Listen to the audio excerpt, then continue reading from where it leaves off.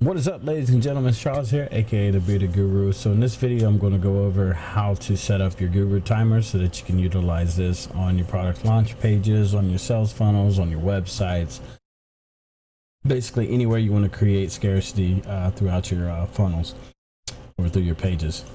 So basically down here you have the settings that you create for the timer itself. You can set the color by clicking on the little color box and change whatever color you want it to go to, and then same with the inner color. So the outer color will cover the outer box here, inner color will cover the inner box here, and obviously timer font color will change the font color here, and then bottom font color will change the font color here. If you do check this box, this will give the ability to make that transparent. Once you release it, it will put the color back to the original color it's set on when you opened up the page. So down here, this will give you the timer settings. So you would set your days, timer ID, hours, minutes, cookie expire timer, seconds, redirect override. Essentially, you know, this would set up however many days you want the timer to be set. Timer ID, this will, you want to name your timers. Later on down the road in a future update, you're going to get the ability to be able to create multiple, you're going to be able to create and store multiple different timers and have access to those. And the way we do that is by giving it a timer ID so that you can correctly identify that particular timer from the rest of them in your list. Just do timer ID. You want to make this all one word. What we call in programming languages camel casing. Essentially, first letter will be short, or first letter will be lowercase, and then the first letter of the next word will be uppercase. And then you continue that same structure. Hours, we put how many hours we want in. Minutes, how many minutes. Cookie expire time. This is similar to ClickFunnels timer. This will give you the ability to, once the timer expires, how long before the cookie actually expires itself, so that, you know, if they come in and the page is expired, but you want them to get, you know, they can't come back for say a week, you want them to come back and then be able to access the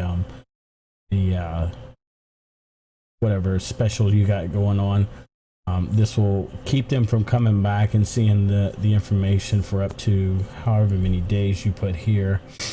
And then after that, they'll be able to come back and see whatever offer this particular timer gave access to. So we'll just put one there. Seconds, obviously how many seconds you want. Redirect override, where do you want the user to get pushed once the timer has expired. Cool thing about this is this actually cookies the user so that once they come through, say you had a timer set for 30 minutes, this would give the ability to, if the user leaves, as long as they come back within that 30-minute time frame, the countdown timer will continue to count down from however much time was remaining by the time they came back. And then if that timer had actually expired during their time away, once they come back, based on how many cookie days that you have set up here, they will get redirected to the new URL, or the timer would reset itself based on however many cookie days you had set here. So once you have that set in, you're going to click generate timer, and at that time you're just going to print out your custom HTML code, your tracking code for the header section of your page, and then the custom CSS. So now if we go into a ClickFunnels page,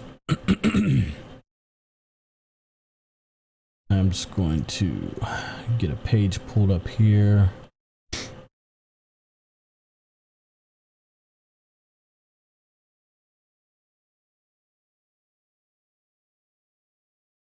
Sorry, I need to this set up. All right, so what you'll do is you'll take it on the page, and what you want to do is for the custom CSS or the custom HTML box, you're basically, if you're using ClickFunnels, you're going to come in here and grab that custom JS HTML element, drop it in there, and you're going to take that code from the page here. You're going to grab that, copy it, toss that code in here. You're going to click out, and you're going to grab the header tracking code. If you're using ClickFunnels, you're essentially going to put it in the tracking code area in the heading section. If you're using this outside of ClickFunnels on like your WordPress site or whatnot, that will all go into the header section code wherever those settings are for whatever system that you're using. Or head code, excuse me, not really header. So this code, if you're using like a normal website, this code would go up in your actual head section of the HTML page. All we have to do then is grab the custom CSS, and then you're going to throw that in wherever your custom CSS section is of the platform that you're using. And then we'll save that. And then from here, we're going to preview the page just to verify it's working. So once it gets up, you'll see set it to 1 day, 1 hour, 1 minute, 11 seconds. So 1 day, 1 hour, 1 minute, 11 seconds. And now we're at 11055. So if I refresh this page, it still continues to count down from that time. Yeah, so once again, this is the GuruTimer. If you have any questions, please don't hesitate to click on the support button down at the bottom, and it takes you over to the Facebook support group and leave me a message there, and I will get back to you as soon as I can. All right, so once again, welcome to GuruScriptz. Take care.